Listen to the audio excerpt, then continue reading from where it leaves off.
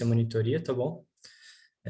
Muito bem-vindos, obrigado a todos que se interessaram aí. Eu sou Matheus Tibagi, sou do atual oitavo período, turma 55, da nossa excelentíssima FMT, e hoje eu vou falar um pouco sobre neurofisiologia da audição para vocês. Essa aula vai ficar gravada, né? Vai ser disponibilizada no YouTube, como vocês já sabem, no YouTube da Liga.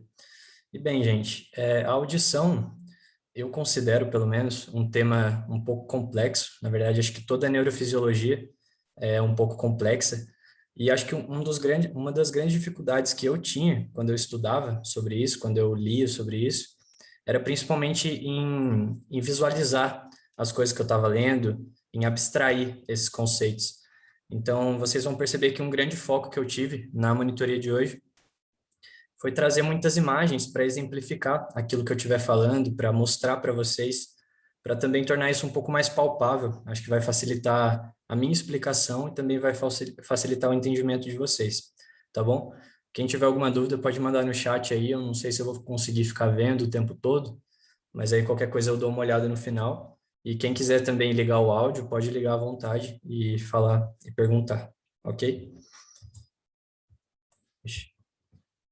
Então, a audição, ela é a modalidade sensorial que permite aos animais e ao homem perceber os sons.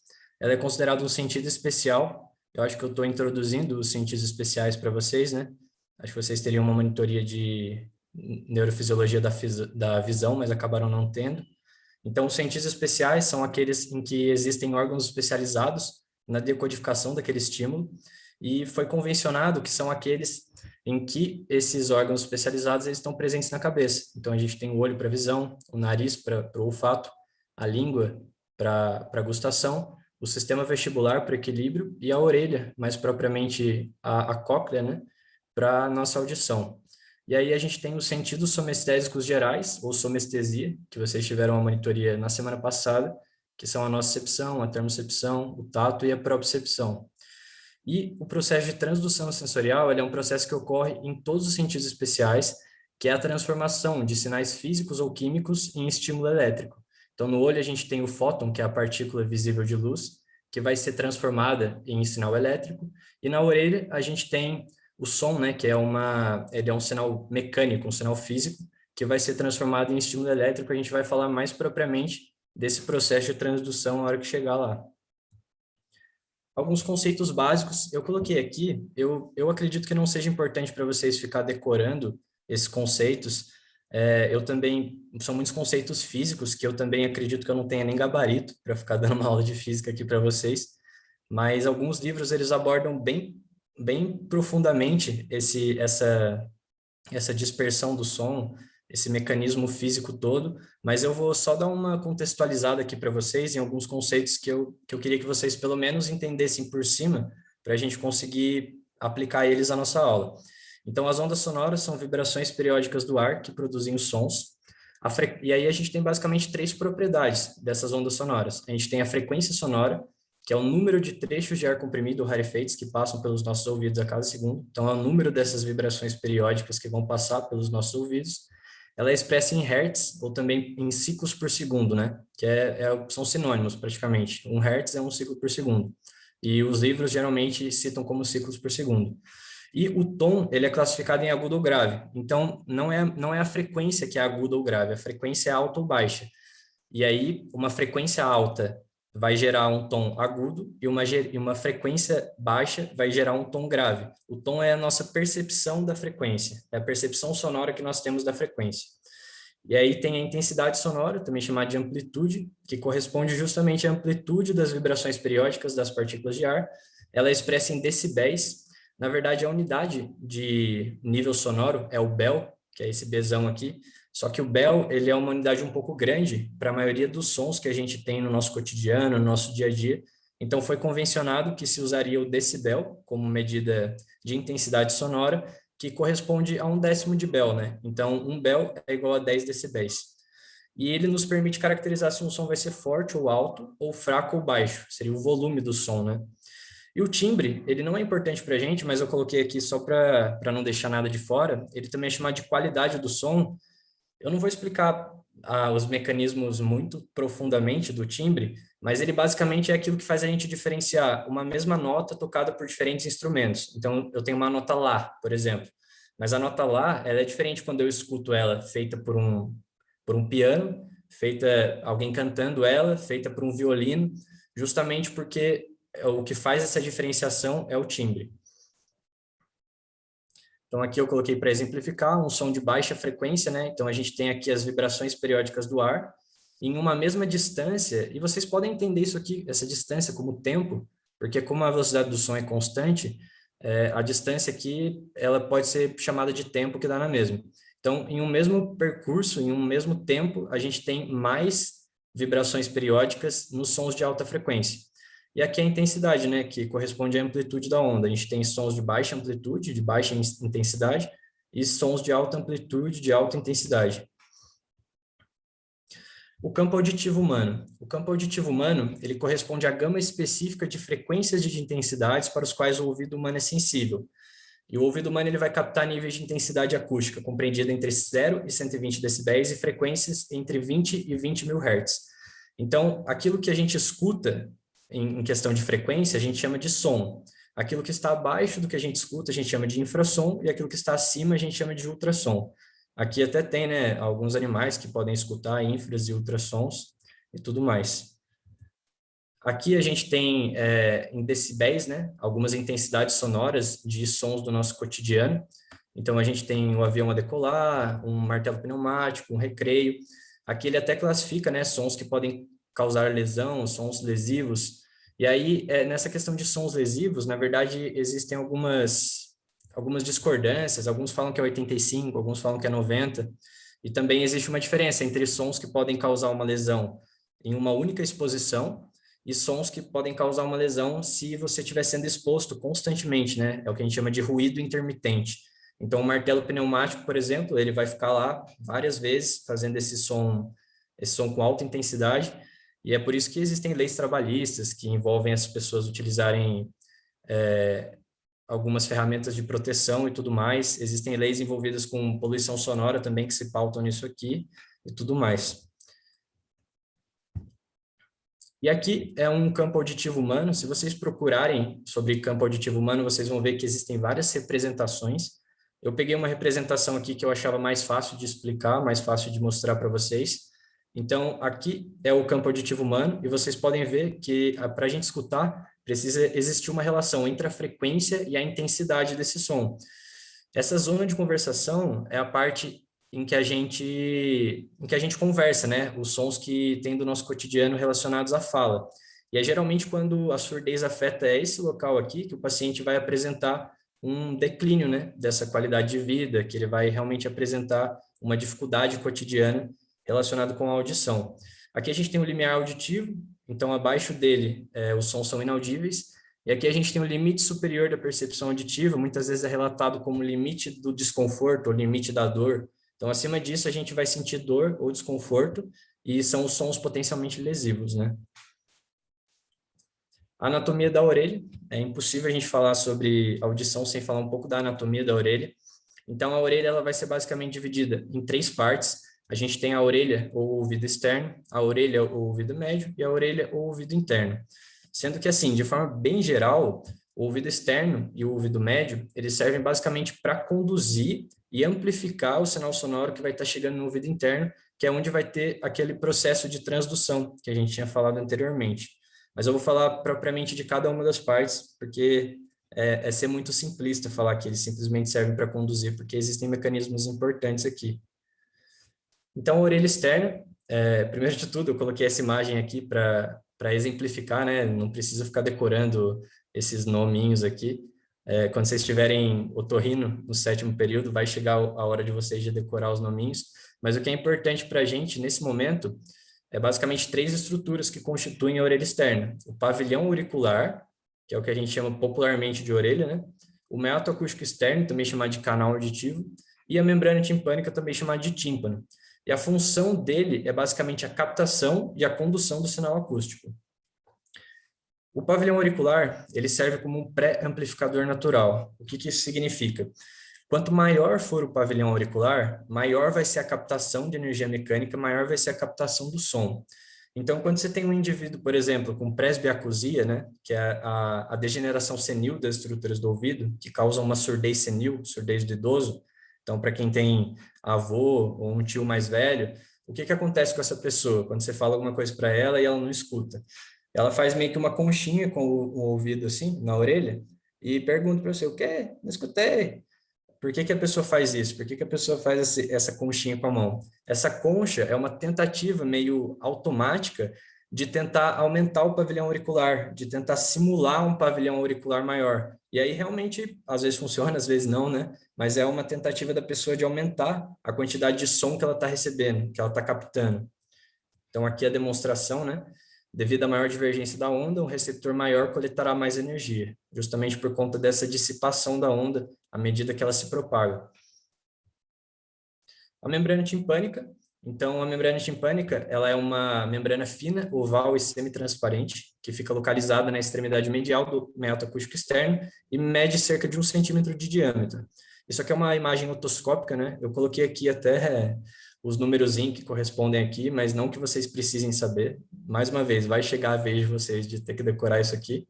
Mas, na verdade, é só para demonstrar para vocês que, como ela é uma membrana semitransparente, a gente consegue visualizar as estruturas da orelha média através dela. Então, a gente tem aqui os ossículos, né? O martelo, a bigorna, o ramo posterior do estribo, o umbigo aqui, que é onde ela se articula, né? Com o martelo, e o cone de luz. Mas é só por efeito de curiosidade mesmo, essas numerações.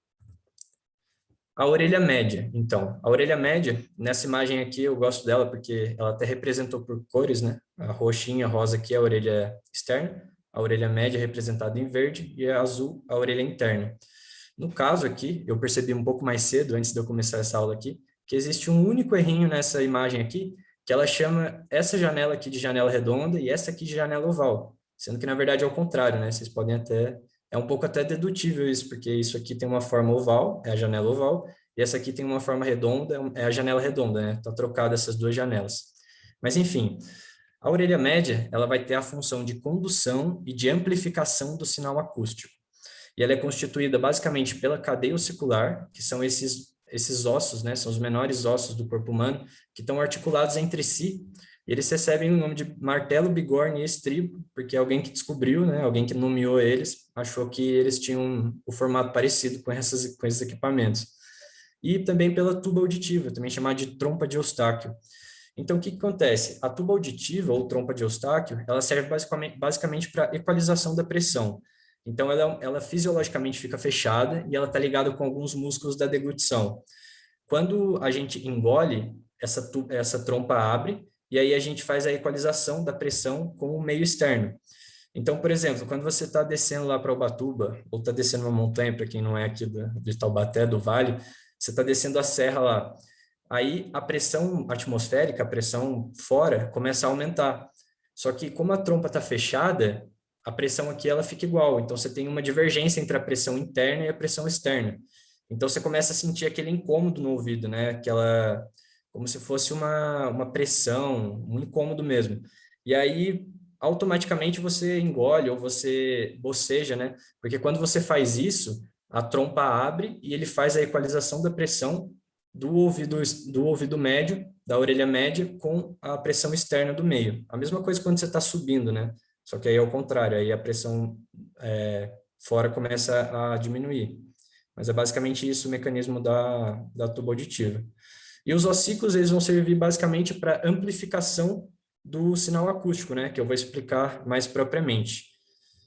Então, o casamento de impedância. Aqui que a gente entra um pouco nos conceitos físicos, mas eu vou me esforçar bastante para vocês entenderem isso aqui, porque se vocês entenderem, vocês basicamente entendem por que a orelha média existe. Então, o que acontece? Vocês, imagina que vocês estão numa piscina, vocês estão tipo num churrasco, e aí tem alguém falando lá de fora, tem outra pessoa escutando música, tá tocando uma música, e você está escutando tranquilo porque você está na piscina, mas está com a cabeça para fora. Quando você entra com as cabeças para dentro da água, você continua escutando da mesma forma esse som? Não, né? Ou você escuta bem mais baixo, ou você nem escuta. Por que que isso acontece? Por que que essa onda ela não consegue penetrar adequadamente na água? Por conta da impedância. A impedância, então, eu coloquei aqui como impedância acústica, porque a gente está vendo som, né? Ela é produto da densidade pela velocidade de propagação, no caso aqui a velocidade de propagação do som. Como a velocidade do som ela é constante, ela é sempre a mesma, o que vai definir a impedância acústica é basicamente a densidade do meio. Então, quando você tem um meio de alta densidade, você vai ter uma maior impedância. Então, um meio de maior intensidade, maior densidade, perdão, é a água, e um meio de menor densidade é o ar. Então, o que acontece? Eu criei essa definição aqui, tá bom? Caso alguém aí seja mais ligeiro da física, já tenha feito faculdade, sei lá. Essa aqui não é uma definição oficial, mas é uma definição que eu criei pelo meu entendimento do mecanismo.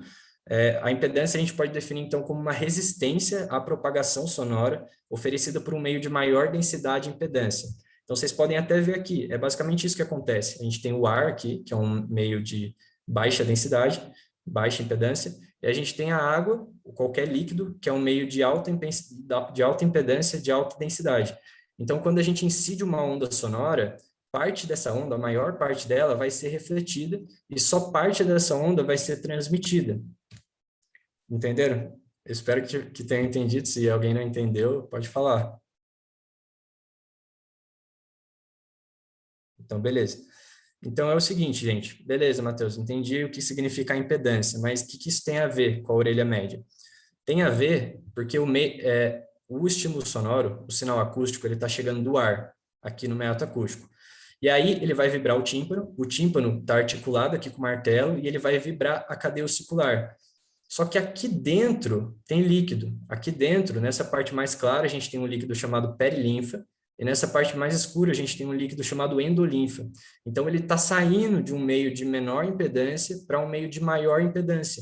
Então, consequentemente, se eu não tiver uma amplificação desse sinal acústico, ele vai chegar aqui com muito menos intensidade do que ele tinha aqui, porque só parte dessa onda vai ser transmitida.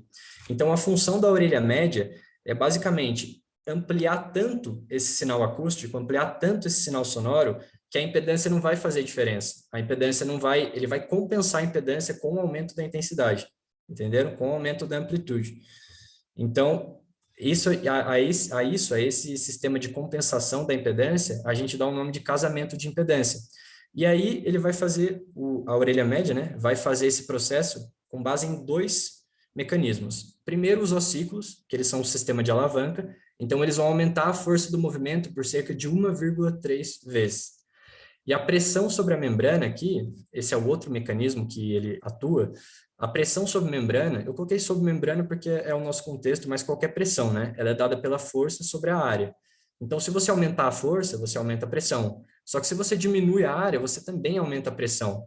Então, como que a orelha média ela faz isso? Ela faz isso porque a área da janela oval ela é muito menor que a área do tímpano.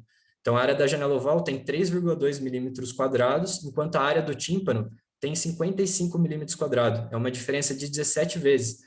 Então, incide uma pressão aqui sobre essa área 1, que é o tímpano, né? E essa pressão, ela é meio que afunilada, né? Ela vai incidir sobre uma membrana de menor área, e, portanto, você vai ter uma ampliação dessa pressão em 17 vezes.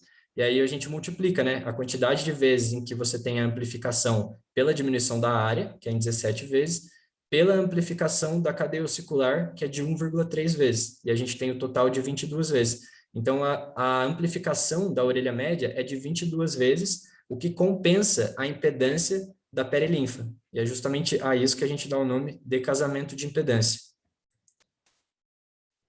O reflexo de atenuação. O reflexo de atenuação é outro mecanismo importante da orelha média. Ele é feito basicamente pelos músculos tensor do tímpano e pelo músculo estapédio. O músculo tensor do tímpano, ele é esse que puxa o cabo do martelo para dentro, e o estapédio puxa o estribo para fora da janela oval.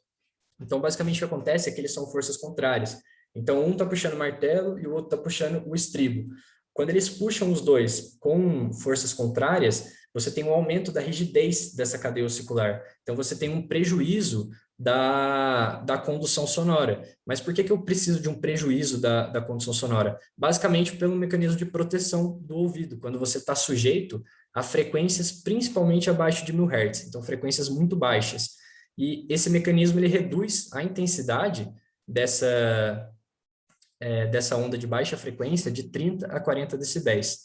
Então, ele tem uma dupla função, a função de proteção da cóclea, porque a cóclea é um pouco sensível a sons de baixa frequência. A gente vai falar até de surdez relacionadas com exposição de sons de baixa frequência. E também ela faz um processo de mascaração, que é basicamente você tem alguns ruídos de baixa frequência enquanto você está escutando um som mais importante, digamos assim. Então, ele faz a mascaração desses ruídos de baixa frequência e você presta atenção no som que realmente importa. E ele também está relacionado com diminuição da sensibilidade auditiva à própria fala. Então, quando você vai iniciar a sua fala, o sistema nervoso entende isso e ele manda uma mensagem aos músculos para que eles façam a contração para que você tenha uma diminuição da sensibilidade à sua própria fala. É basicamente isso. Aqui a gente tem uma representação um pouco mais fidedigna, né? A gente está tipo numa vista posterior, vocês podem ver que aqui está o tímpano, né? Aqui o martelo, a bigorna e o estribo tá meio que virado para a gente. Aqui é a tuba auditiva, a trompa de Eustáquio. Aqui a gente tem o músculo estapédio, que é esse pequenininho. E aqui a gente tem o tensor do tímpano, que é esse maior que se liga ao martelo. A orelha interna, então a gente passou pela orelha externa, pela orelha média, e agora o estímulo chegou na orelha interna através do estribo. Eu até esqueci de falar, mas o estribo, ele entra dentro da janela oval, né, com essa partezinha dele que a gente chama de platina do estribo, né? Ela se articula com a janela oval, que é parte da orelha interna. Então, beleza. A orelha interna, então, ela vai ser composta basicamente pela cóclea, que é esse caracol aqui, inclusive cóclea vem do grego para caracol, e pelo sistema vestibular, que está relacionado com o equilíbrio, né? Os canais semicirculares, o vestíbulo e tudo mais. Então, basicamente, ele é um labirinto de membranas no interior do osso temporal. Mais propriamente, a gente diz que é no interior da parte petrosa do osso temporal. E é um labirinto ósseo, que fica externamente, contendo o labirinto membranáceo, que fica internamente. Como que funciona isso? Dessa forma, a gente tem o labirinto ósseo aqui e a gente tem o labirinto membranáceo dentro do labirinto ósseo. Então, aqui a gente tem duas voltas, né? A gente diz que a cóclea, ela faz 2,5 voltas no entorno de um centro ósseo que é denominado modíolo. A gente vai falar um pouco dele, que também é uma estrutura um pouco importante. E aí você tem também o sistema vestibular aqui, que não é o que nos interessa no momento. Então, falando propriamente da cóclea. A cóclea, ela é um sistema de 3 tubos espiralados lado a lado, e como eu falei, ela faz 2,5 voltas ao redor de um centro ósseo que a gente denomina modíolo. A gente tem a janela oval, a janela oval e a janela redonda, e a gente tem as rampas vestibular, a rampa média e a rampa timpânica, que são as partes em que vão ficar os líquidos, né? Dentro da rampa timpânica e da rampa vestibular, a gente tem perilinfa, e dentro da rampa média, que é essa aqui que não está nomeado, a gente tem endolinfa. E por que na rampa timpânica e na rampa vestibular a gente tem o mesmo líquido, né? Justamente por conta dessa estrutura que a gente chama de helicotrema, que é uma estrutura que está aqui no ápice da cóclea, que é um orifício no ápice, e que ela faz a ligação entre a rampa timpânica e a rampa vestibular. É por isso que é o mesmo líquido que roda nas duas, enquanto a rampa média, ela está isolada, então ela tem um líquido próprio dela. A gente tem a membrana de Reisner, também chamada de membrana vestibular, que é a membrana que divide a rampa vestibular da rampa média, e a gente tem a membrana basilar, que é a membrana que divide a rampa média da rampa timpânica. E a gente tem o órgão de Corte, que ele está inserido na membrana basilar. A gente vai falar mais propriamente, né? Vamos aproximar para ver essas estruturas mais propriamente. Então, aqui a gente tem uma aproximação em um corte transversal. Então, o que a gente vê é basicamente isso. A gente tem a rampa vestibular, a rampa média e a rampa timpânica. Separando a rampa vestibular da rampa média, a gente tem a membrana vestibular, e separando a rampa média da rampa timpânica, a gente tem a membrana basilar. E aqui nela, inserido nela, né, a gente tem o órgão de Corte. Aqui a gente tem o nervo coclear, né, e o gânglio espiral, que são os nossos componentes nervosos, e aí a gente vai falar também mais propriamente deles mais para frente. E aqui a gente tem a estria vascular também, que basicamente é ela que faz aquela diferenciação do líquido da rampa média, porque o líquido da rampa média, que é a endolinfa, ele é muito rico em potássio. Ele é muito rico em potássio justamente porque a estria vascular, ela fica jogando potássio constantemente para dentro dessa endolinfa. A gente vai falar melhor dos fluidos cocleares também. Aqui a gente tem uma fotomicografia, né? É uma cóclea esquerda de um cão, só para demonstrar para vocês. Aqui esses EV, ET e EM são escala vestibular, escala média e escala timpânica. As rampas, muitas vezes, em muitas imagens, em muitos livros, elas são chamadas de escalas. Então, a escala vestibular é a rampa vestibular, a escala média é a rampa média e a escala timpânica é a rampa timpânica.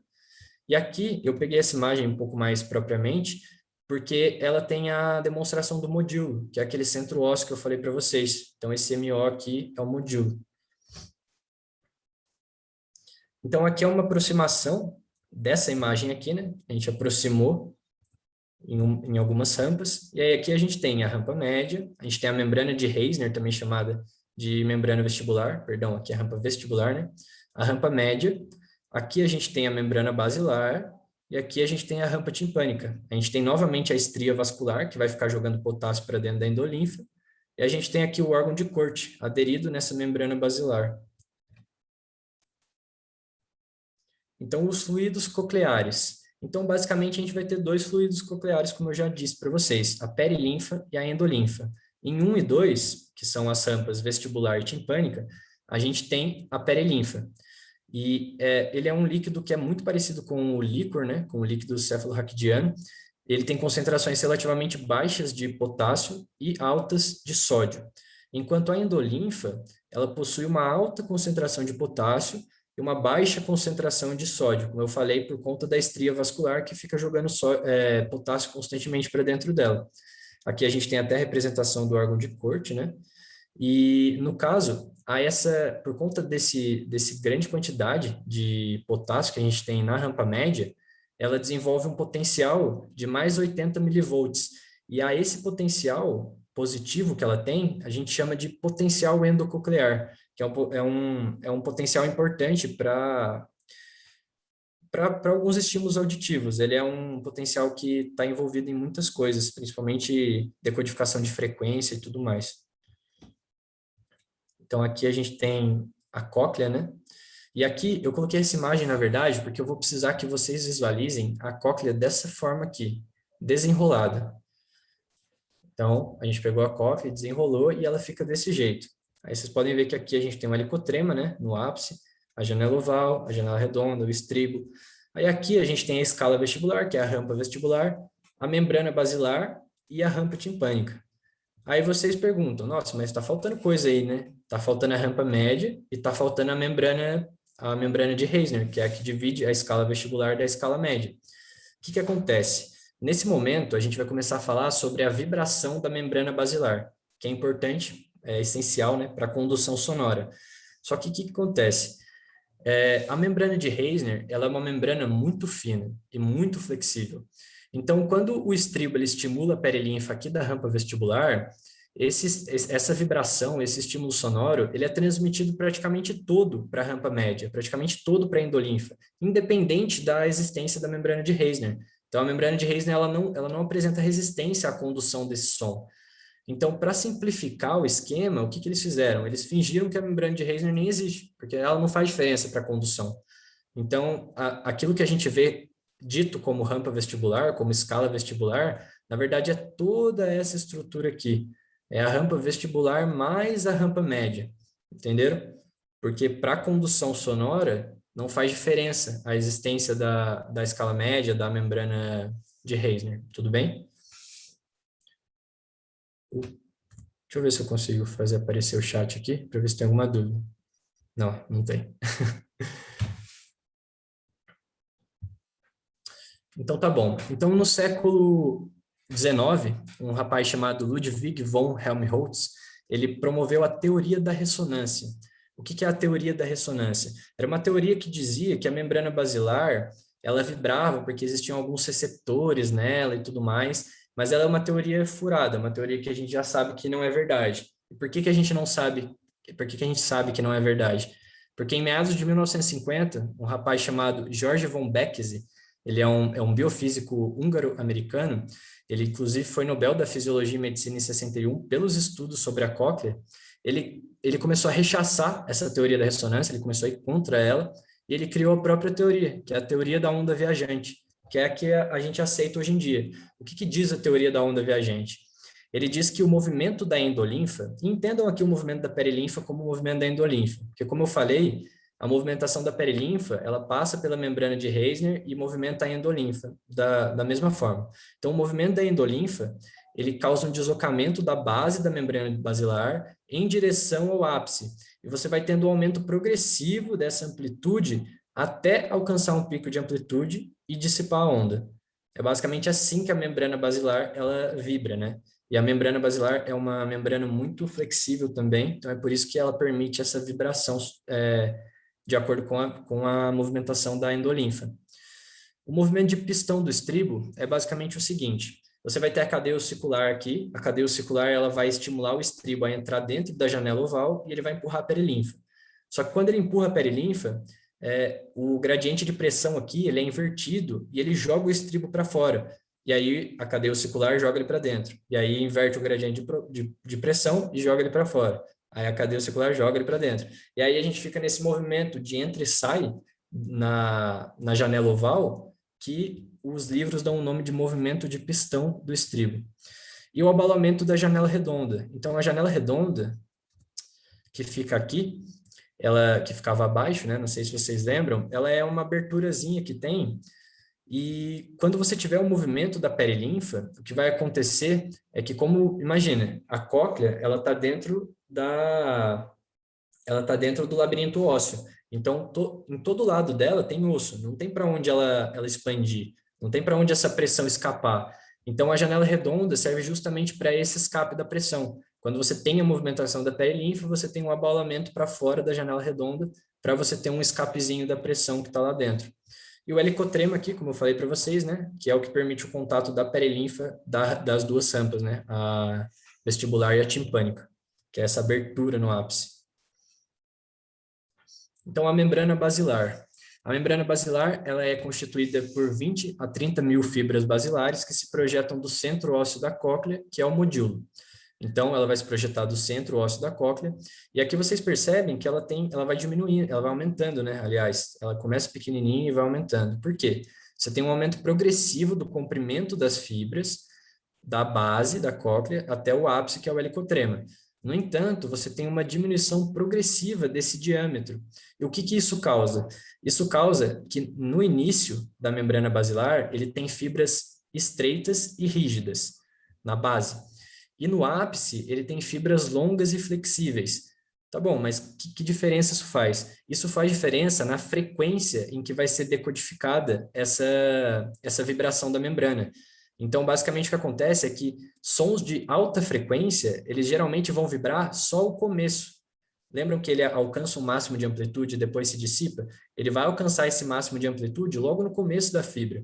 Enquanto sons de baixa frequência, eles vão indo cada vez para mais longe da membrana basilar durante a propagação dessa onda viajante.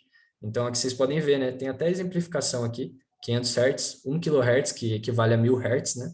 2.000 Hz, 4.000 Hz, 8.000 Hz e 16.000 Hz. Então, quanto maior a frequência, mais perto da base da membrana basilar que vai vibrar essa onda. E a isso a gente dá o nome de codificação localizada, ou também de tonotopia coclear. Então, tonotopia vem do grego tonos, para tom, e topos, né, que é lugar. Então, é o lugar do tom, o lugar da frequência. Então, na verdade, existem várias estratificações, existem vários mecanismos ao longo do sistema nervoso que eles vão fazendo essa decodificação da frequência.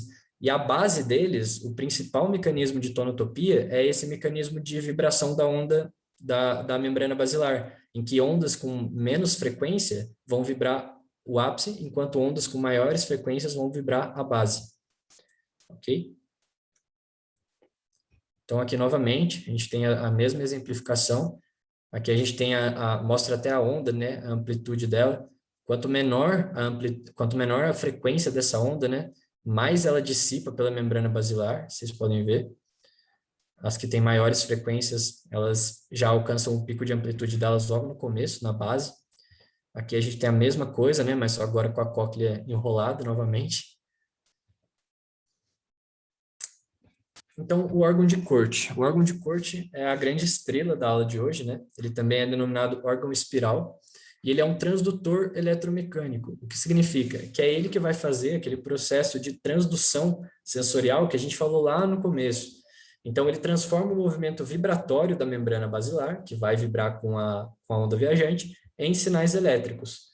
Ele está situado sobre essa membrana basilar, né? E é por isso que a vibração dela vai gerar a percepção dele, e é coberto pela membrana tectorial, que é uma membrana gelatinosa que está apoiada aqui no modíolo, né, que é o centro ósseo. Ele possui receptores sensoriais que são as células ciliadas. Então, a gente tem as células ciliadas externas, que ficam mais externamente, e a gente tem as células ciliadas internas, que ficam mais internamente, né? Imaginando essa parte aqui como o exterior. Aqui a gente ainda tem, né, os pilares de Corte, que são estruturas importantes. A gente tem aqui a lâmina reticular, que é essa parte por cima, que também é uma estrutura bem importante, a gente vai falar deles. A gente tem o gânglio espiral e o nervo coclear, que são as estruturas nervosas, né, que vão levar essa informação do órgão de Corte para o sistema nervoso central. Então, as células ciliadas, elas são receptores sensoriais nos órgãos de Corte. Então, aqui a gente tem as células ciliadas externas, né? Aqui a gente tem a lâmina reticular, que eu falei, que fica por cima dessas células. Aqui a gente tem só os estereocílios das células ciliadas internas, porque elas estão por baixo aqui da lâmina reticular, né? Então, não está sendo possível visualizar elas nessa imagem. Então, é basicamente dois tipos de células nervosas. As células ciliadas internas, que constituem uma fileira única de 3.500 células, que tem estereocílios abaixo da membrana tectorial, que são essas aqui, ó, uma fileira única. E aqui a gente tem as células ciliadas externas, são 3 ou 4 fileiras, com um total de 12.000 células, que tem os estereocílios na substância gelatinosa da membrana tectorial. Então, aqui a gente tem três fileiras, e isso aqui é basicamente assim, eles têm uns cílios que ficam nas pontas, né, das células, por isso que elas se chamam células ciliadas. Os cílios das células ciliadas externas, eles ficam dentro, ficam na substância da membrana tectorial, enquanto os cílios da célula ciliada interna, eles ficam logo abaixo. Então, a membrana tectorial, ela repousa sobre esses cílios da célula ciliada interna. E aí, as bases e os lados dessas células, né, vão fazer sinapse com a rede de terminações nervosas da cóclea, principalmente as internas. Por que que eu coloquei isso? As células ciliadas internas, cerca de 90 a 95% das terminações nervosas vão terminar nelas, embora ela seja um número bem inferior, né, ao número de células ciliadas externas. E aí você pensa, então se eu tiver uma lesão de célula ciliada externa, mas eu tiver a integridade das células ciliadas internas, tá de boa, né? Porque assim, aqui eu tenho 90 a 95% das terminações nervosas, e aqui eu tenho só 5 a 10%, então não vai fazer tanta falta. No entanto, quando você tem essa situação de lesão isolada de célula ciliada externa, a pessoa ela tem um déficit auditivo considerável, um déficit auditivo grande. E aí o pessoal concluiu que isso se dá porque existe um trabalho conjunto das células ciliadas externas e internas. As células ciliadas externas, elas fazem um afinamento das células ciliadas internas a certas frequências.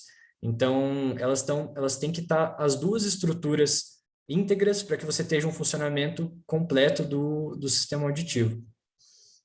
E elas fazem sinapses com neurônios cujos corpos celulares estão no gânglio espiral. Então, é o que eu demonstrei aqui, o gânglio espiral do nervo coclear, né? Então, como que funciona a excitação dessas células ciliadas? Então, aqui a gente pode ver a fibra basilar, que é a membrana basilar, né? Aquela que vai tremer com a onda viajante. A gente tem os bastões de Corte e a gente tem a lâmina reticular. O que acontece aqui é que essas estruturas, elas se articulam umas com as outras, só que quando elas se movimentam como uma unidade rígida. Então, elas se movimentam todas juntas. Então, quando você tem um movimento para cima da fibra basilar durante a propagação da onda, você vai ter uma rotação dessa lâmina reticular para cima e para dentro. Ela vai rotacionar assim. E quando você tem uma oscilação para baixo da membrana basilar, você vai ter uma rotação da lâmina reticular para fora e para baixo. Então, ela vai gerar assim.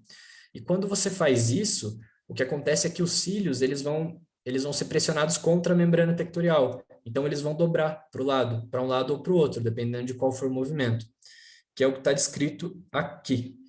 Então, aqui a gente tem a estrutura do órgão de corte em repouso, e aqui, quando você tem a fase de ascensão, que é basicamente a membrana basilar vibrando para cima, você tem toda a estrutura indo para cima e para dentro, em direção ao modilo. Então, ela vai para cima e para dentro, você tem uma força de cisalhamento que age sobre essas células ciliadas, e esses cílios eles deitam para fora. E você tem o contrário, quando você tem a membrana basilar oscilando para baixo, toda essa estrutura vai para baixo e para fora. Então, você tem uma força de cisalhamento contrária, que faz com que esses cílios deitem para o outro lado.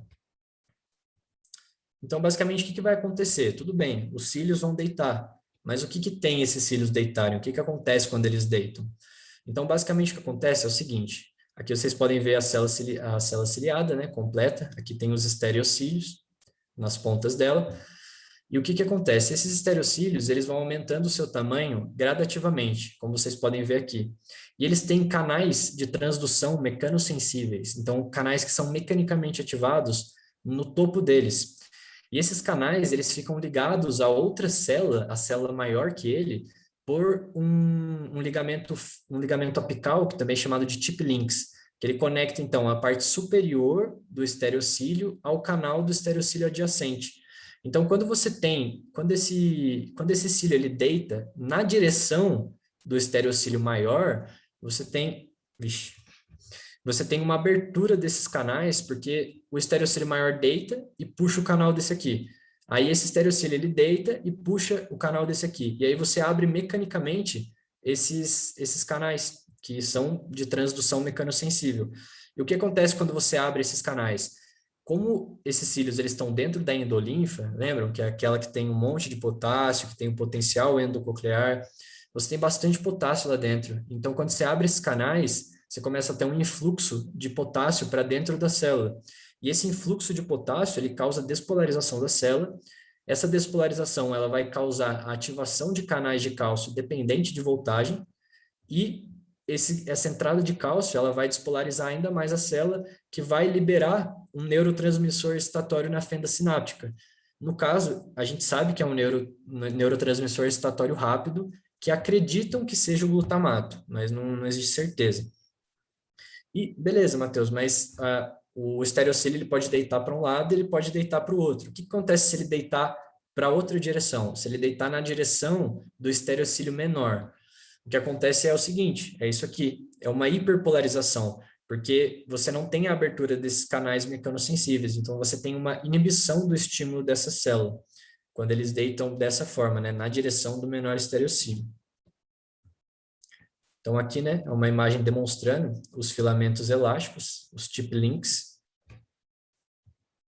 E basicamente o que a gente tem é isso, então. Quando ele deita a favor do estereocílio maior, a gente tem despolarização. Quando ele deita ao contrário, né, a favor do estereocílio menor, a gente tem hiperpolarização. E é basicamente isso, entrada de potássio, abre canais de cálcio, secreção de glutamato entre interrogação, né, porque não se sabe se é de fato glutamato, e ativação de neurônios sensitivos do gânglio espiral, que vão estar aqui fazendo sinapses, vão estar fazendo terminações nervosas, né, com a base e os lados das células ciliadas. Então, beleza. Eu passei meu estímulo para o gânglio espiral, que é parte do nervo coclear, e o que vai acontecer agora? Então, a gente vai falar sobre o nervo vestíbulo coclear, que é o nervo que vai ser responsável por levar essa informação para o sistema nervoso central. Ele é o oitavo nervo craniano, ele é um nervo exclusivamente sensitivo, ele penetra numa região denominada ângulo ponto cerebelar, e ele compõe-se de uma parte vestibular e uma parte coclear. Então, a gente tem o ramo coclear e a gente tem o ramo vestibular. Esses dois ramos, eles vão se unir e formar o nervo vestíbulo coclear. Então, a parte coclear, ela é constituída de fibras que vão se originar nos neurônios sensitivos do gânglio espiral. Como eu tinha dito para vocês, o gânglio espiral que é aquele que está presente aqui. E as fibras do nervo, elas classificam como aferentes somáticas especiais. Uma relação anatômica importante é a com o nervo facial, que é esse nervo aqui, que é o sétimo par de nervo craniano. O nervo facial, ele surge do sulco bulbopontino como como dois ramos, basicamente. Aqui está demonstrado apenas um, mas ele surge como um ramo, que é o nervo facial propriamente dito, e outro ramo, que é o nervo intermédio. E eles vão passar, juntamente com o nervo vestíbulo coclear, por essa estrutura aqui, que é o canal, é o meato acústico interno. Vocês lembram que tinha o meato acústico externo, logo depois do pavilhão? Esse aqui é o meato acústico interno. Então, eles têm uma relação anatômica importante. Por que que isso é importante? Porque uma patologia comum do nervo vestíbulo coclear são os neurinomas, que são tumores de células de Schwann, também chamado de schwannomas. E quando você tem um neurinoma no nervo vestíbulo coclear, você pode ter compressão do nervo facial, e aí você vai ter uma sintomatologia não só característica de acometimento de nervo vestíbulo coclear, mas também de acometimento do nervo facial. Então, quando você tem lesão de nervo vestíbulo coclear, o que você pode apresentar? Surdez, por conta da parte coclear, né? E por conta da parte vestibular, você pode apresentar vertigem, alterações do equilíbrio, náuseas e um movimento rápido e incontrolável dos olhos, que a gente chama de nistagmo. Então, os mecanismos auditivos centrais. Então, agora a gente vai entrar propriamente no sistema nervoso central. Então, as aferências do gânglio espiral, eles vão entrar no tronco encefálico pelo nervo vestíbulo coclear. E logo aqui a nível do bulbo, ele já vai ramificar para os núcleos cocleares posteriores, para o núcleo coclear posterior, aliás, e para o núcleo coclear anterior, ipsilaterais. E primeiro a gente vai falar propriamente desse aqui, né, que é a porção ventral, e depois a gente fala da porção posterior. E uma coisa importante é que a partir desse ponto vão existir múltiplas vias paralelas, que são um pouco mal compreendidas. Então, o que acontece? Na verdade, existem muitas vias no sistema nervoso central que estão relacionadas com a audição, não é só essa aqui. Mas essa aqui, ela é uma via muito importante, então é por isso que a gente pega ela como base, é por isso que os livros pegam ela como base para fazer o estudo. Mas, na verdade, existem muitas ramificações, e é um pouco mal compreendido como está descrito aqui. Então, primeiro a gente vai falar desses dois aqui, que são o núcleo coclear ventral. Então, do núcleo coclear ventral, eles vão para a oliva superior, bilateralmente. Então, alguns vão cruzar, a maioria vai cruzar, né? Mas alguns vão continuar ipsilaterais, e isso é um mecanismo importante também. Então, eles vão ascender pelo leminisco lateral até a altura do colículo inferior, né? Então, eles vão ascender pelo leminisco lateral e inervar o colículo inferior. E o colículo inferior, ele é importante porque aqui você tem a convergência de todas as vias auditivas. Então, lembra que eu falei que tinha um monte de via auditiva. Então, todas elas vão convergir pro colículo inferior, né? E vai continuar da mesma forma aqui ipsilateral.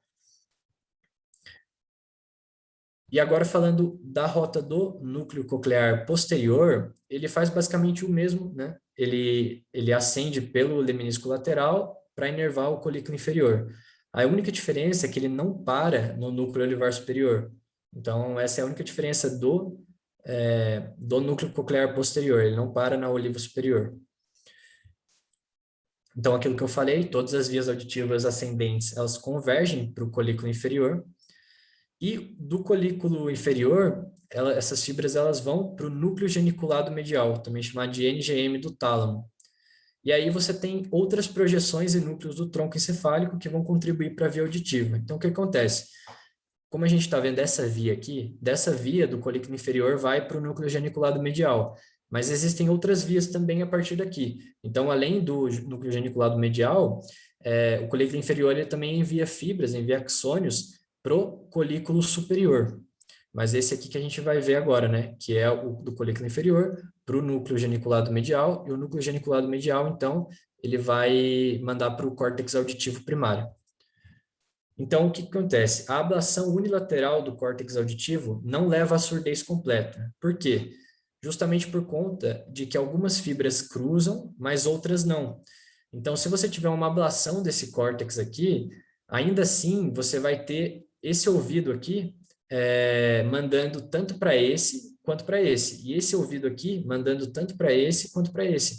Então, esse córtex aqui, ele também recebe desse ouvido. Então, quando você tem ablação de um dos córtex, você não tem surdez completa.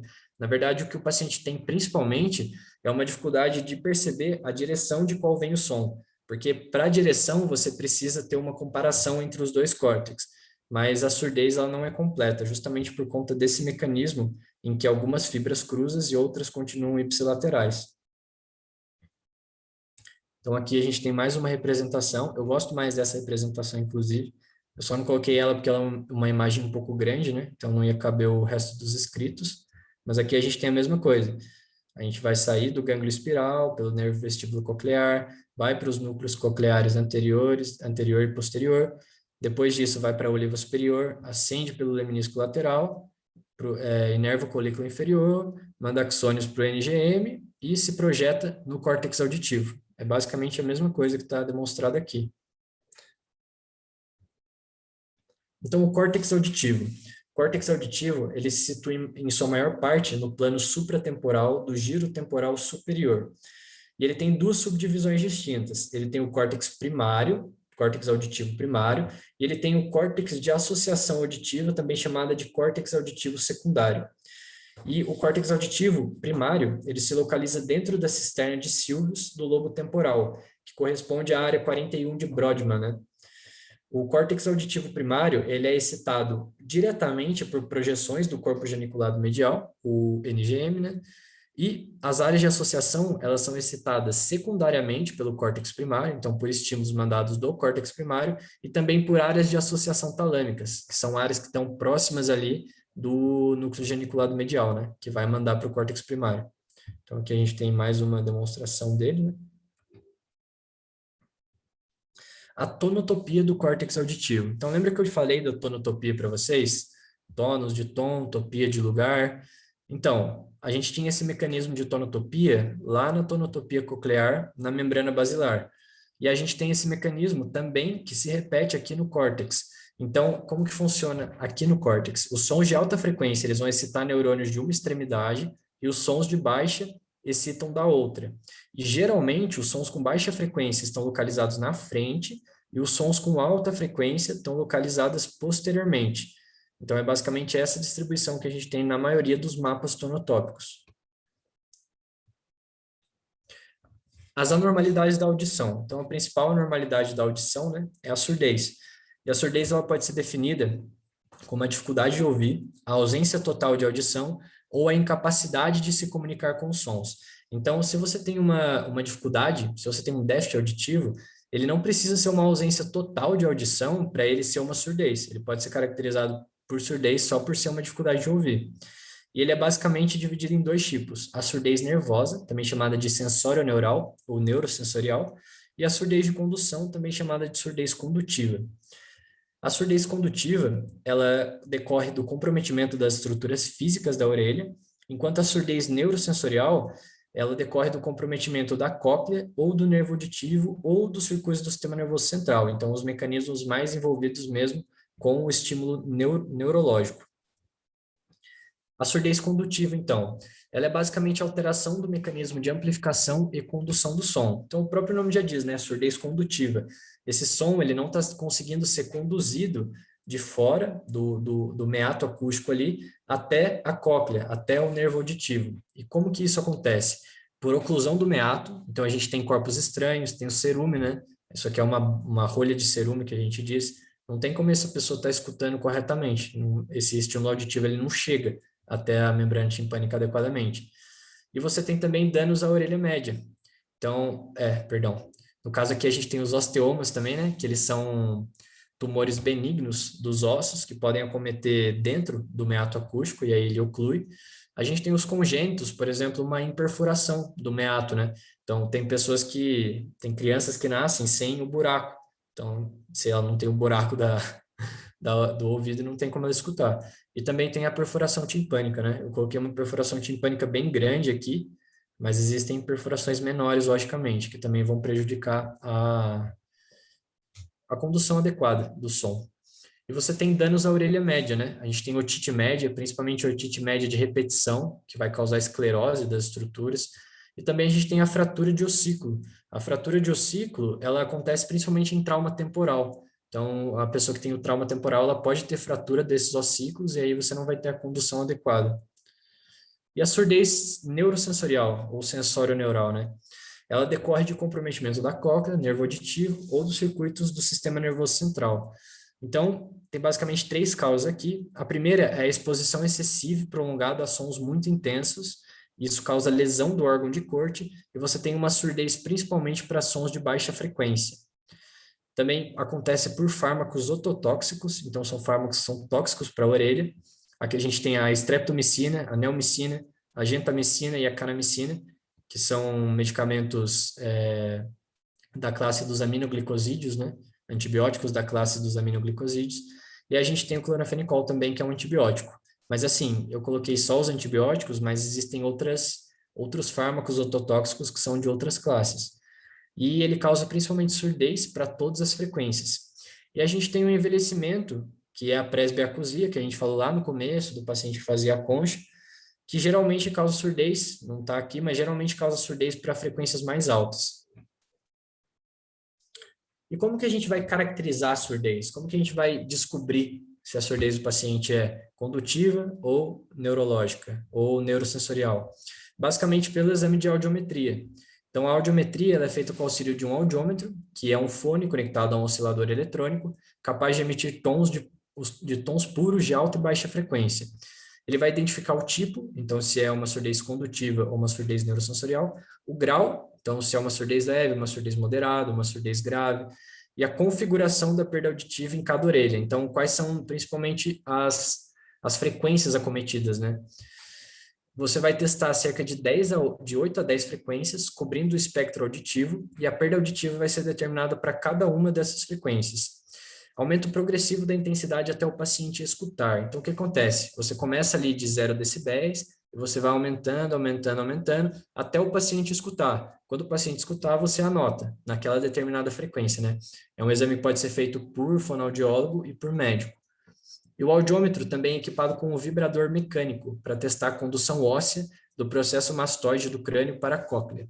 Então, o processo mastoide é essa protuberância óssea, né, que a gente tem atrás da orelha, e a partir dele pode ser feita uma condução óssea do estímulo sonoro até a cóclea.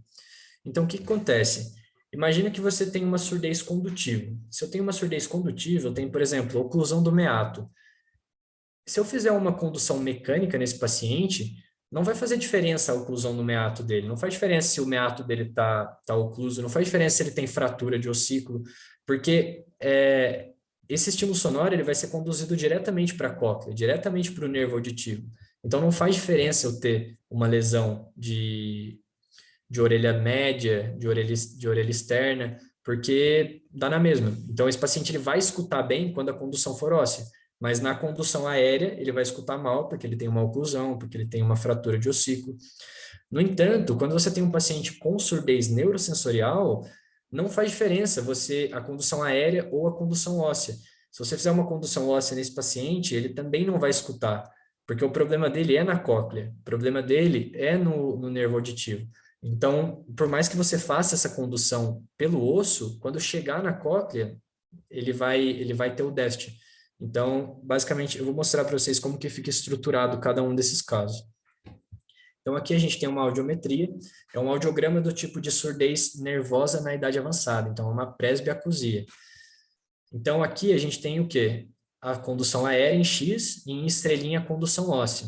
E aqui a gente tem, aqui nessa frequência ele escutou cerca de 10 decibéis, né? Nessa frequência ele escutou em uns 15 decibéis. Se existe uma diferença, mas é uma diferença que se mantém e é uma diferença mínima, né?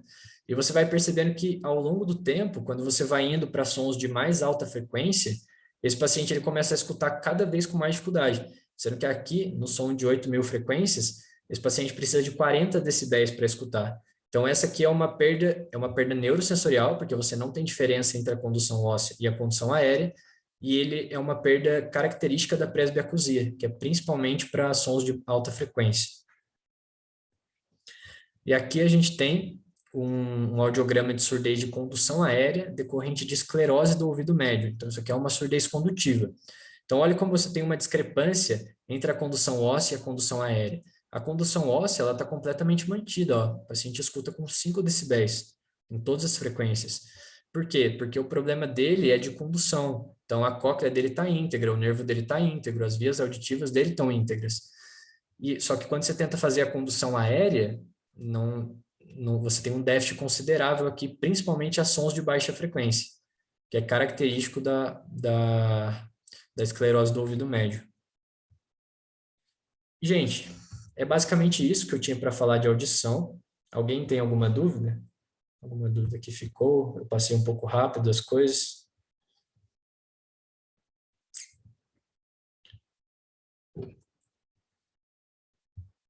Deixa eu ver. Foi muito bom. Agradeço. Muito obrigado, Rafa. Então, gente, o que acontece aqui? Eu tenho eu tenho o sistema vestibular. Na verdade, inicialmente eu não ia dar essa parte para vocês, né? Porque minha parte era realmente só da audição, mas eu percebi que a professora de vocês ela dá as duas aulas concomitantemente, o que até faz sentido por conta da relação anatômica que existe entre os dois sistemas. Só que aí, no caso, eu conversei com a Luana e a gente chegou à conclusão que seria melhor eu também dar essa parte, por conta, para vocês não ficarem sem, né? Para caso outra pessoa não fosse dar. Mas é aquela coisa, a gente tem a reunião do DA, eu acho, né? Às 7. Será que dá tempo? Eu dou segmento aqui, como que a gente faz? Eu até falei para a Luana que se vocês preferissem que eu gravasse um vídeo explicando essa parte vestibular, e aí eu apresentava para vocês. É uma parte bem mais sucinta, bem menor mesmo, porque como eu tive bem menos tempo para fazer, eu peguei bem a cerne da coisa. Eu tentei evitar ir muito longe. Então, o que que vocês preferem? Por mim Continua, pode ser. amigo. Quê? Continua. Continua? Então tá bom. Então, não, eu não faço parte do DA, não. Eu posso dar sim. É mais preocupação pela reunião, né? Não sei se o DA vai brigar comigo depois. Não Perfeito. vou Então eu vou brigar, continuar, amigo. tá bom, gente? Então vou dar prosseguimento aqui.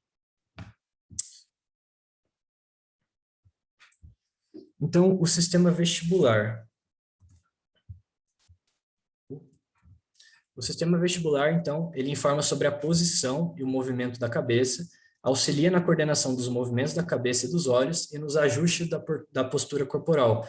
Então, ele está relacionado com o equilíbrio, principalmente naquilo que diz respeito à cabeça, né? É basicamente as informações da cabeça que ele vai coletar, mas ele também atua em membros justamente para fazer essa compensação do equilíbrio. E se você tem uma interrupção do funcionamento desse sistema vestibular, a gente vai ter vertigem, né, que é a tontura, náusea, desequilíbrio e movimentos incontroláveis dos olhos, que a gente tinha falado mais cedo, que é o nistagmo. E agora a gente vai falar então do labirinto vestibular, a parte anatômica do sistema vestibular. Aqui a gente tem a nossa cóclea, né, nossa querida cóclea, que a gente acabou de falar. E agora a gente tem o sistema vestibular, que a gente tinha deixado de lado naquele primeiro momento e que é o grande protagonista do equilíbrio.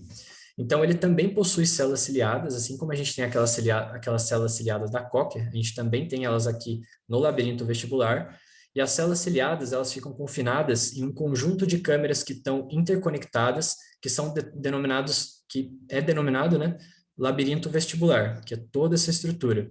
E a gente tem dois tipos de estrutura dentro do labirinto vestibular. Os órgãos otolíticos, que são o utrículo e o sáculo, e a gente tem os canais semicirculares, né, que são esses aqui, essas argolas. Então, os órgãos otolíticos. Os órgãos otolíticos, eles são o sáculo, que é essa dilatação aqui, e o utrículo, que é essa outra dilatação aqui. Eles são câmaras relativamente grandes dentro desse labirinto, e eles detectam mudanças no ângulo da cabeça e a aceleração linear dela. O que que significa? Se eu viro a cabeça para trás, se eu viro a cabeça para frente, se eu viro a cabeça para o lado, ou se eu tenho uma aceleração linear. O que que é aceleração linear? Por exemplo, quando eu estou dentro de um elevador. Quando eu estou dentro de um elevador, o elevador está subindo ou descendo, ele desenvolve uma aceleração. E aí você sente, né, essa aceleração por conta do utrículo e do sáculo. Ou, por exemplo, quando um carro, né, você está dentro de um carro, e o carro ele vai sair, ele vai dar partido, e aí você sente também essa aceleração.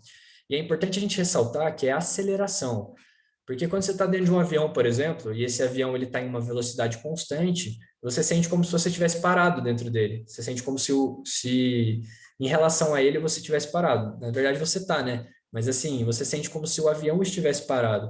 Por quê? Porque o triplo e o saco, eles não detectam velocidade, eles detectam aceleração. E quando você tem velocidade constante, você não tem aceleração. Eles contêm um epitélio sensorial chamado de mácula. Eu coloquei aqui não confundir com a retina, né? Porque vocês iam ter a monitoria de visão. Na verdade, a gente tem muita coisa na medicina chamada mácula, né? Mas eu coloquei aqui para não confundir da retina, que vocês vão ver que lá também existe uma mácula, né? E a mácula, ela contém as células ciliadas, que possuem os estereocílios projetando-se para dentro de uma cobertura gelatinosa. A gente já viu isso antes, né? Então, a gente também tem as otocônias, também chamada de estatocônias, que elas são a grande estrela aqui, né? Inclusive, acredito eu que sejam elas que deem os nomes dos órgãos otolíticos, porque lítico vem de litos, né? Que é pedra. Então, elas são cristais de carbonato de cálcio que ficam acima dessa cobertura gelatinosa, que é onde as células ciliadas estão dentro. E quando você tem uma inclinação da cabeça, a gravidade ela puxa essas otocônias, essas estatocônias, você tem uma deformação da cobertura gelatinosa e, consequentemente, uma inclinação dos estereocílios que estão ali dentro. O processo é basicamente esse aqui. Então, aqui está bem esquematizado mesmo. Então, a gente tem o utrículo, dentro do utrículo a gente tem a mácula, né? A gente tem várias células ciliadas, ó, e a gente tem as otocônias. Essa aqui é uma pessoa que está com a cabeça aprumada, cabeça estática, né? Parada. Quando ela inclina a cabeça, você tem o deslizamento dessas otocônias. Essas otocônias, elas puxam essa cobertura gelatinosa e o deslocamento da estrutura gelatinosa, da cobertura gelatinosa, desloca também os cílios que estão ali dentro, das células ciliadas, né? Então, como que funciona os órgãos otolíticos mais propriamente dito? Cada célula ciliada, ela tem um cílio especialmente longo, que é chamado de sinocílio. Aqui, ó. A gente tem os estereocílios e a gente tem o sinocílio, que é um cílio que se destaca, né? Ele é um cílio um pouco mais longo que os outros. E o que o sinocílio define? Ele define se eu vou ter despolarização ou não. Porque quando eu tiver inclinação dos estereocílios na direção desse sinocílio, eu tenho despolarização, eu excito a célula. Se eu tenho uma inclinação desses estereocílios na direção oposta do sinocílio, eu tenho uma hiperpolarização, eu estou inibindo essa célula. Então, o que acontece? Cada célula ciliada ela possui direção preferencial. Então, a posição do sinocílio na célula, ela define qual vai ser a direção preferencial dessa célula. Então, por exemplo, nesse exemplo aqui que a gente deu, essas células aqui, elas estão todas hiperpolarizando, vocês concordam? Porque ó, o sinocílio delas está bem na ponta aqui e os cílios estão indo tudo para trás. Então, está indo contra essas células. Só que o que acontece? Essas células especificamente estão hiperpolarizando, mas tem outras células que vão ter o sinocílio aqui atrás que vão estar despolarizando. Então, é o que está descrito aqui. A mácula do sáculo, ela está orientada verticalmente. Então, aqui, ela detecta principalmente as posições da cabeça quando a gente está na posição ereta. Ao passo que a mácula do utrículo, ela está em orientação horizontal. Então, ela detecta principalmente as movimentações da cabeça na posição de decúbito. E aí, aqui é a direção preferencial, né, dessas células. E vocês podem ver que a direção preferencial a gente sempre tem em direções opostas. E imagine também que são duas orelhas, né? Então, o que acontece? Algumas células, quando, por exemplo, eu jogo a minha cabeça para trás, igual essa mulher, algumas células vão hiperpolarizar, como essas aqui. Outras células que têm o sinocílio voltado para trás, elas vão despolarizar. Só que tem outras células que vão ter o sinocílio, que vão estar voltadas para o lado. Então, por exemplo, quando eu for para trás, vai ter célula que vai ter sinocílio voltado para cá, ou sinocílio voltado para cá. Então, esse estereocílio, ele vai deitar perpendicularmente a esse sinocílio dessas células. E o que acontece quando isso acontece? Vai acontecer uma despolarização, só que é uma despolarização fraca. Então, o que o sistema nervoso faz? Ele pega as informações das células que despolarizaram, as células que hiperpolarizaram e as células que despolarizaram fracamente, que são as que o estereocílio virou perpendicularmente ao sinocílio. E ele junta todas essas informações e integra, e percebe onde que está a posição da minha cabeça, onde que eu movimentei, através da integração de todas essas informações. Aqui o sinocílio, né? A célula ciliada. E a gente tem também os ductos semicirculares, que a gente tinha falado anteriormente. A gente tem os órgãos otolíticos e os ductos semicirculares. Como que funcionam os ductos semicirculares? Os ductos semicirculares, eles vão detectar movimentos de rotação da cabeça, como, por exemplo, se você sacudir ela de um lado para o outro, ou se você movimenta o movimento de assentir, né, de concordar, movimento para baixo e para cima da cabeça. E essas células ciliadas, no caso dos ductos semicirculares, elas estão agrupadas em uma camada de células que a gente denomina crista. E ela está localizada dentro de uma protuberância do ducto que a gente denomina ampola. Então, deixa eu ver, aqui, ó, a gente tem os canais semicirculares, aí aqui a gente tem as ampolas, né, que são essas dilatações dos canais, e a gente tem a crista ampular dentro delas, que é onde está localizada as células ciliadas. Os estereocílios, eles projetam-se para dentro de uma cúpula gelatinosa, né? A gente sempre tem eles projetando para algum local gelatinoso, esse é um padrão evolutivo, e que se estende dentro do lúmen desse canal semicircular. Então, quando você tem, e aqui você tem também todos os sinocílios orientados no mesmo sentido. Então, vocês podem ver que existem várias células ciliares aqui, e todas elas possuem o sinocílio orientado no mesmo sentido, nesse caso aqui. E quando você tem excitação, então, você tem excitação de todas as células ciliares. Quando você tem inibição de todas as células ciliares da mesma forma. Esses ductos, eles são preenchidos com endolinfa, aquele líquido que a gente falou lá na cóclea, que é rico em potássio, e a inclinação dos estereocílios acontece com a rotação. Como que acontece esse processo? Da seguinte forma, quando você rotaciona a cabeça, você vai ter, consequentemente, uma rotação do ducto, porque ele está dentro da cabeça. No entanto, a endolinfa, como ela é um pouco mais densa, ela fica retida devido à inércia, então ela não movimenta da mesma forma que o ducto movimenta. E como ela fica retida, você tem a movimentação do ducto para um lado e ela retida para o outro. E ela dobra, ela faz o encurvamento dessa cúpula que tem as células ciliadas dentro, justamente pela inércia dela, né? E isso vai excitar ou vai inibir a liberação de neurotransmissor, dependendo da direção de rotação, né? Se ela for a favor ou contra os cílios, os sinocílios. Então, beleza. Então, a gente teve a movimentação dos semicirculares, ou a gente teve a movimentação dos órgãos otolíticos e para onde que eles vão mandar essa informação. Então, a gente tem aqui o ramo vestibular do nervo vestíbulo coclear, né? E ele tem esse gânglio aqui. Lembra que aqui a gente tinha o gânglio espiral? Aqui a gente tem um gânglio que é denominado gânglio vestibular de Scarpa. E esse gânglio vestibular de Scarpa, ele é o gânglio do nervo vestibular, que vai se unir com o nervo coclear no nervo vestíbulo coclear, que é o oitavo nervo craniano. E ele vai basicamente coordenar e integrar as informações sobre o movimento da cabeça e do corpo. E o sistema nervoso vai utilizar isso para controlar a eferência de neurônios motores que vão ajustar a posição da cabeça, dos olhos e do corpo para fazer a manutenção do equilíbrio. Então, as células ciliadas, elas vão mandar mensagem para o gânglio vestibular de Scarpa e vai fazer conexões diretas com os núcleos vestibulares lateral e medial. Esse aqui é um esquema simplificado, né? Esses núcleos, eles estão presentes na ponte e no bulbo. Eu vou mostrar um esquema que mostra eles mais propriamente depois, mas aqui é um pouco mais complexo.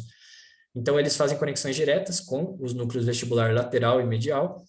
Os núcleos vestibulares, eles também recebem aferências de outras partes do encéfalo, como, por exemplo, o cerebelo, os sistemas sensoriais somáticos e visuais, e ele vai combinar essas informações todas para fazer a manutenção do equilíbrio. E dos núcleos vestibulares vão sair eferências para neurônios motores. Então, você vai mandar, então eles vão receber informação do vestíbulo, de como que está a posição da cabeça, e vão mandar eferências para neurônios motores para eles fazerem um ajuste necessário para a manutenção do equilíbrio. Os órgãos otolíticos, por exemplo, eles se comunicam com o núcleo vestibular lateral e o núcleo vestibular lateral, via trato vestíbulo-espinal, vai mandar mensagem para os neurônios motores espinhais que controlam os músculos da perna. E isso vai fazer a manutenção da postura ereta. Já o axônio dos ductos semicirculares, ele vai entrar em contato com o núcleo vestibular medial, que via fascículo longitudinal medial vai mandar eferência para neurônios motores dos músculos do tronco e do pescoço, para auxiliar na orientação da cabeça. Então, os núcleos vestibulares, além disso, eles também entram em contato aqui com o cerebelo, né? E entram em contato com o núcleo ventral posterior do tálamo, que é quem vai se projetar para o córtex somatosensorial primário e a área cortical motora primária. E esse córtex ele vai fazer a integração cortical das informações sobre os movimentos corporais, olhos e campo visual. E para que ele faz isso? Para fazer o planejamento e a execução de movimentos complexos e coordenados, que aí já foge um pouco da minha aula de hoje. Vocês vão ver isso, acho que na monitoria de controle motor, né? Com meu amigo Rodrigo. Então, é basicamente isso aqui. É a mesma coisa que eu tinha dito para vocês, só que é o esquema um pouco menos simplificado, né? Então, o nervo vestibular, ele se comunica aqui com os núcleos vestibulares, né? Presentes no bulbo e na ponte, e aí eles vão se conectar, eles vão mandar referências por vias motoras, né? Trato vestibuloespinal, trato ruboespinal, trato retículoespinal, para os músculos, para fazer as compensações do equilíbrio, ele vai se comunicar com o cerebelo, né? Aqui no caso ele deu o nome aos bois, né? Ele deu o nome às estruturas do cerebelo, que lá estava escrito só cerebelo. E aqui dentro você tem até algumas particularidades, que eu não vou ficar entrando, mas o lobo flóculo-nodular, por exemplo, ele está mais relacionado com os estímulos do ducto semicircular, então com o movimento de rotação da cabeça. Tem essas particularidades que eu também acho que não se faz necessário. E é isso, gente. É basicamente isso. Essa parte vestibular era bem mais rapidinho mesmo.